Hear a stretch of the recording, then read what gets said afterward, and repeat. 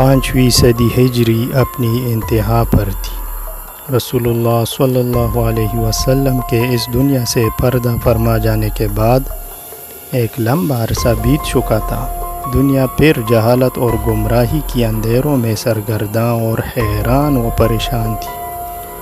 امت مسلمہ نت نئے فتنوں سے دوچار تھی۔ اہل ایمان خود دین بیزار، آخروی زندگی سے بے پہرا، دینوی لذتوں اور چاہتوں میں منہمک ہو چکے تھے۔ ایسے میں اللہ عز و جل نے سرزمین بغداد سے ہدایت کے سرچشمے کو جاری کر دیا، جس سے بے شمار مخلوق فیضیاب ہوئی۔ حضرت شیخ عبدالقادر جیلانی رحمۃ اللہ علیہ کی پیدائش باسعادت کا یہ موقع تھا۔ بے شمار خلقت ان کے دست حق پر تائب ہوئی، بحرور اسلام ہوئی، اسلام کی حقیقی تصویر سے آشنا ہوئی۔ ان کی زندگی کا ایک مشہور واقعہ حاضر خدمت ہے۔ آپ 14 برس کی عمر میں اعلیٰ تعلیم کے لیے ایک قافلے کے ساتھ بغداد کو روانہ ہوئے۔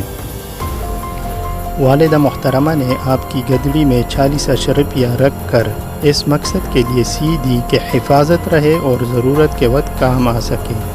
بدقسمتی سے راستے میں ڈاکہ پڑا۔ جو شے جس کے ہاتھ آئی، ڈاکوؤں نے اس سے بڑی بے دردی سے چھین لی۔ ڈاکوؤں نے آپ سے پوچھا، تمہارے پاس کیا ہے؟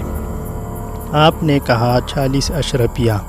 ڈاکو سمجھے آپ نے ہم سے مذاق کیا ہے، چنانچہ آپ کو اپنے سردار احمد الفی کے پاس لے گئے اور ماجرا بیان کیا۔ سردار نے بھی آپ سے یہی پوچھا اور آپ نے اسے بھی یہی جواب دیا۔ اس نے کہا، اچھا لاؤ دکھاؤ تو وہ 40 اشرفیہ کہاں ہے؟ آپ نے گدڑی ادھیڑی اور اشرفیہ نکال کے ان کے سامنے رکھ دی۔ ڈاکو بہت حیران ہوئے۔ سردار نے کہا، اے لڑکے، تو نے ایسی چھپی ہوئی چیز جو 1000 کوششوں کے باوجود بھی ہمارے ہاتھ نہ آ سکتی تھی، کیوں ظاہر کر دی؟ آپ نے جواب دیا، میں تعلیم کی غرض سے بغداد جا رہا ہوں۔